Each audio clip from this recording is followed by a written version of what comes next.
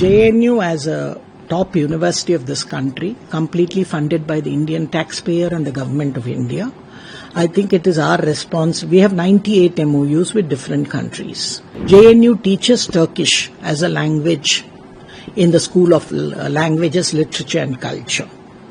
And we have an Indian professor who does it. We should not have any relations with a country that supports terror and that stabs India on the back.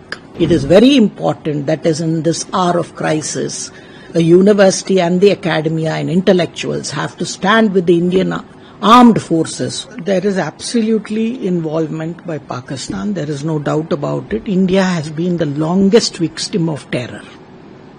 And I think what they did that day was barbaric and must be condemned by every civilized country, wherever you come from. No religion preaches this type of religious exclusivist obscurantism. So it has to be condemned. And I'm very happy that we also retaliated with restraint and at our choosing. So I think that is very important. The Operation Sindoor, many people said it is a misogynistic or something. They don't know the Indian civilization. We are a feminist civilization, and Sindoor involves our auspicious civilization dharmic values. Mother goddess, whether you are male or female, people use that kungumam as we call kunkum or whatever you call it. So I think first that has to be corrected. And number two, I congratulate the Indian Army, the Indian scientists, because this is the first time a Prime Minister has shown political will. It is not that earlier we may not have had the technology, but the political will and the decisive decision making has to combine with your level. We had the capability, but I salute Prime Minister Narendra Modi for making this into a capability. And unless you show the world, world will not accept that. Today world is accepting that India has air power that is unmatched. And these are all made in India. So as an Indian, as a citizen, I am extremely proud that the armed forces, the scientific establishment and the decision-making unit of the Indian government, especially under the leadership of the present Prime Minister, came together. I think one important thing, this is a tectonic shift. Till now we wanted more international support. Here we did it, and then we have gone to them with proof. So it is also very difficult. Today the Guardian also has changed its stance and supported us. So I think this is the right approach. We will have to safeguard our own national interest. And that is what the present attack, Operation Sindoor, has shown. We first attacked only terrorist camps.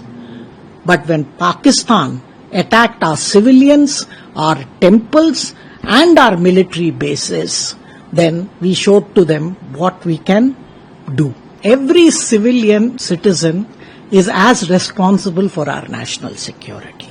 See, if our armed forces are fighting so valiantly, our Prime Minister is leading us with such great courage and decision-making powers, every citizen of this country has to do it. JNU, why?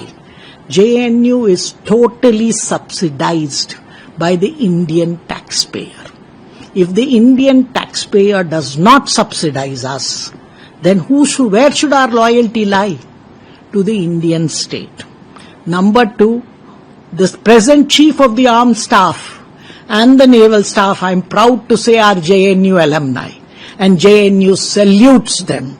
And JNU is always for the nation and for our armed forces. JNU as a top university of this country, completely funded by the Indian taxpayer and the government of India, I think it is our response. We have 98 MOUs with different countries. We have one signed MOU with one university, Novi University, and one in the process.